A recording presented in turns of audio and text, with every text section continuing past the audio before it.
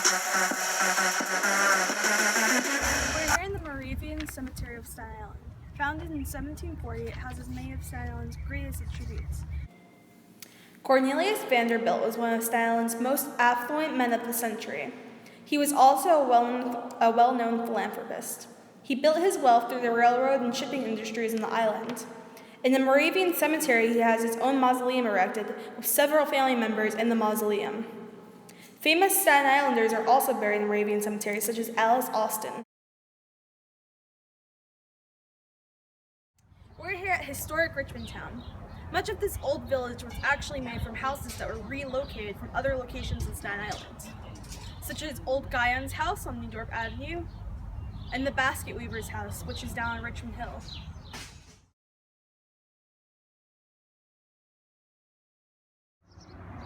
Staten Island had to meet the most self-sustaining borough until 1747 when Staten Island Ferry was opened. Staten Island also had an extensive farming colony, which grew things such as corn, wheat, flax, and many other animals were raised on the farm. Much of the houses that were relocated here actually belonged to farmland, or oystermen.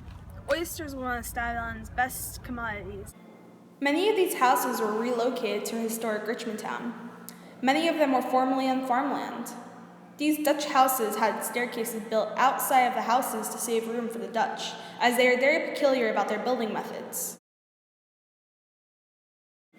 Historic Richmond Town is a gem of Staten Island, as many of the houses were refurbished to look as they were 300 years ago.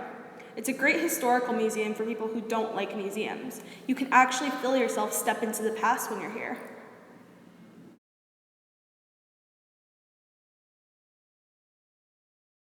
We're here at the historical Staten Grounds.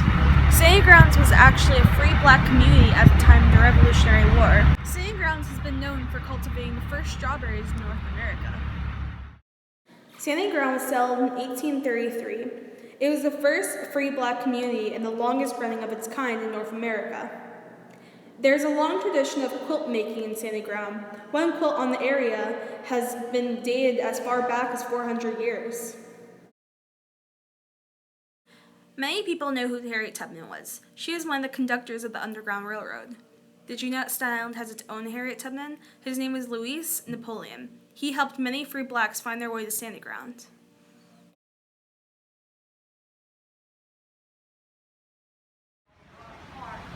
We're here in Snug Harbor's Chinese Scholars Garden.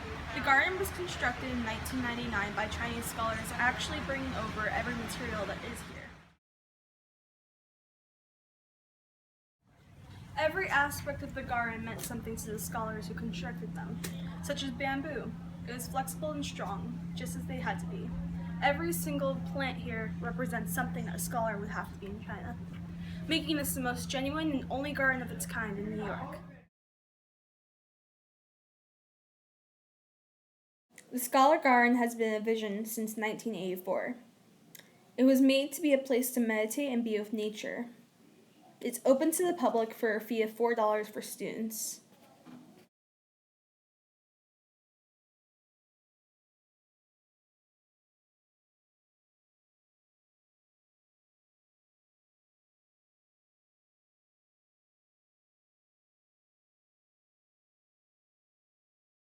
Fort Wadsworth was constructed in 1663. It has guarded the entrance to the New York Harbor Narrows for over 200 years.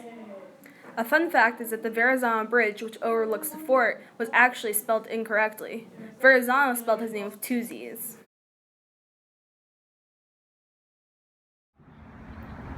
We're here at the Garibaldi and Meucci Museum of Staten Island.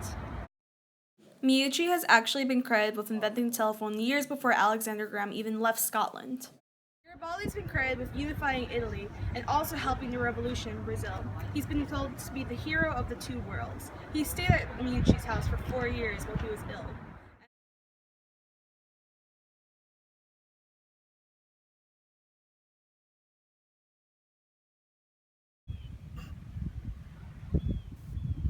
Can you imagine John Adams, Benjamin Franklin arriving on these shores? It happened. The date was 1776, September 11th, ironically a Tuesday. At At the southernmost point of Staten Island lies the little-known Conference House. This house, formerly known as the Bill House, might seem simple at first. Little-known fact is, this house actually housed politicians such as John Adams and Benjamin Franklin during the 1776 peace treaty.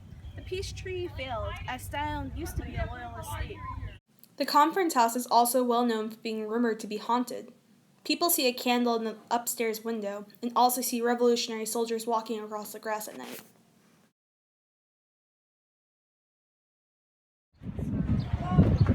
We're here at Alice Austin's house.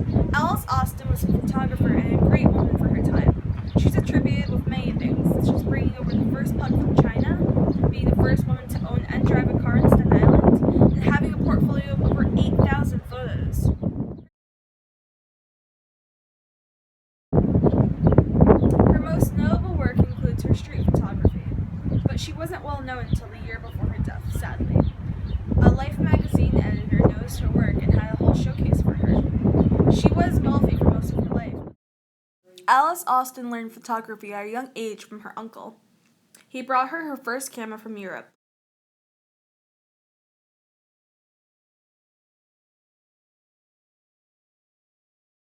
Jackie Marquise started a Tibetan museum in her own backyard. This is one of Staten Island's best kept secrets. She had such a love for Tibetan culture and art that she created her own monastery. She had so many artifacts, over 1,000, she had to put them somewhere. Sadly, only 4 months after it opened, she passed away, but it's still here today for all Staten Islanders to enjoy. Jackie actually never visited Tibet, even though she collected Tibetan art and had a love for the culture.